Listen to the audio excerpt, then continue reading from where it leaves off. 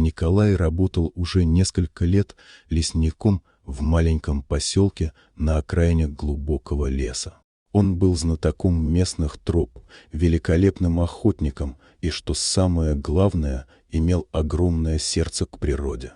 В тот день, проснувшись рано утром, Николай заполнил свой термос чаем и собрался отправиться на очередную смену. Строительство новой дороги в глубину леса требовало его участия, и он всегда относился к своей работе с полной отдачей. К сожалению, этим утром все пошло не так, как планировалось. Защищая лес от вырубки, Николай регулярно встречался с бражками волков. Хотя в лесу жило несколько 100 туристов, большинство из них заблуждалось и скрывалось от грозных хищников. Правительство решило начать большую операцию по истреблению этих зверей. Лесник опасался, что такие действия приведут к разрушению экосистемы, уничтожению природных равновесий и беде для всех, кто зависел от леса. Вооружившись своим карабином и единственным из охотничьей винтовки, Николай приготовился к долгому дню с рабочей бригадой.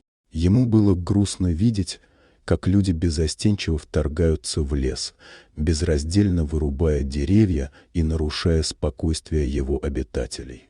Через несколько минут Николай обнаружил источник плача, небольшой уголок среди кустов, где угрожающе рычал огромный волк. Волк готовился наброситься на младенца, который казался беззащитным и невинным существом. «Держись, крошка, я пришел, чтобы спасти тебя», — промолвил Николай, время от времени обращаясь к ребенку, чтобы успокоить его.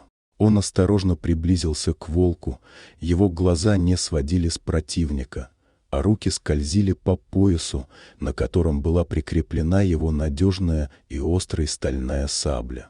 У грозного волка было мощное и страшное присутствие, но Николай не испугался.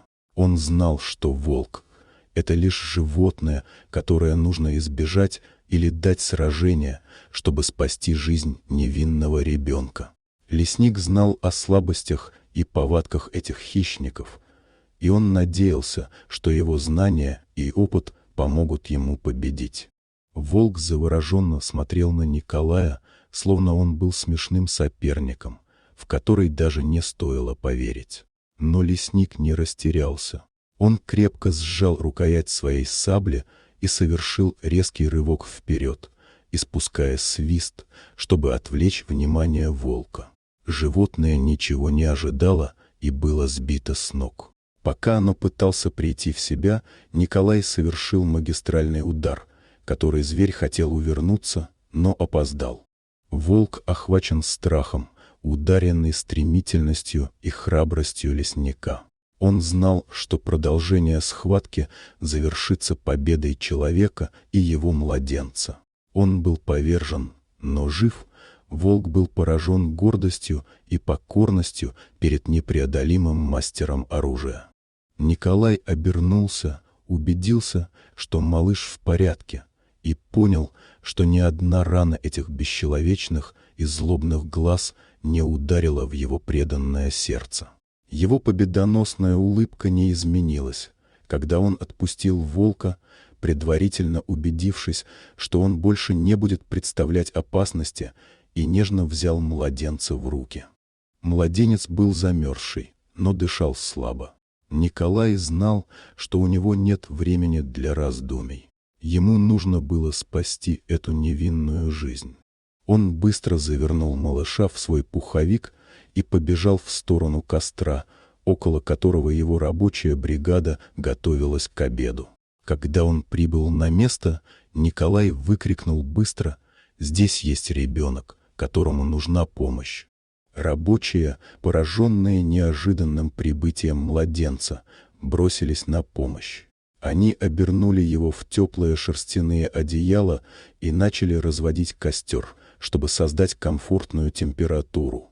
Одновременно с этим Николай позвонил в местную больницу, чтобы вызвать скорую помощь. Когда бригады устали, Николай сел рядом с младенцем и начал размышлять о том, как он смог оказать ему помощь. Его взгляд упал на свой карабин, и идея пришла как молния. Если бы он приехал на работу с полным согласием присоединиться к вырубке, он никогда бы не узнал о существовании младенца. Благодаря своей любви к лесу и желанию защитить природу, Николай мог спасти жизнь этому беззащитному ребенку. Скорая помощь приехала через несколько минут, и медицинский персонал взялся за дело. Несмотря на значительное замерзание, ребенок был жив. Местные власти начали расследование, чтобы найти родителей и узнать, как младенец оказался в такой опасной и беззащитной ситуации. Николай был благодарен, что был в нужное время в нужном месте, чтобы помочь маленькому младенцу. Он понимал, что его решение отказаться от участия в расширительной операции было правильным. Ему стало ясно, что ни один человек не может повлиять на судьбу другого человека и даже на судьбу всего мира. Время прошло, и после нескольких месяцев расследования удалось найти родителей младенца.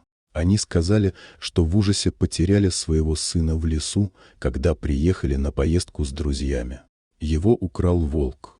Николай подал в суд против правительства, почему просто так разгуливают волки в поселках, обвиняя правительство в неосторожности и безразличии к жизням животных и людей. Судебный процесс продолжался несколько месяцев, но, наконец, правительство признало свои ошибки и согласилось на компенсацию семье младенца. Деньги были выделены на лечение и потребности ребенка, а также на ремонт лесного участка. Николаю присвоили 2 награды. Одна за спасение младенца и отвагу, а вторая за помощь семье через суд. Ему отправили денежное вознаграждение и повысили заработную плату. Но самое главное, эту историю будут помнить все.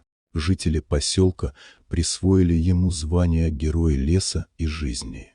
Николай вернулся к своей работе, но в этот раз с большим энтузиазмом. Его история прочно утвердилась в умах многих местных жителей, и люди начали осознавать важность сохранения леса. Более того, правительство пересмотрело свою политику в отношении лесного хозяйства и охраны природы. Николай продолжал свою деятельность как лесник, усердно трудясь по охране и восстановлению леса. Его история стала одним из легендарных рассказов, распространяемых среди туристов и местных жителей. Он предоставил пример, как один человек может изменить судьбу многих и спасти невинную жизнь от опасности. Хорошо известная пословица гласит: «Капля может вызвать волну». В этой истории Николая действительно была той каплей, которая вызвала волну перемены и заставила людей задуматься об ответственности за ближних и окружающую среду. Дорогие друзья, если вам понравилось видео, поставьте лайк, а также подписывайтесь на канал, где найдете еще много интересного.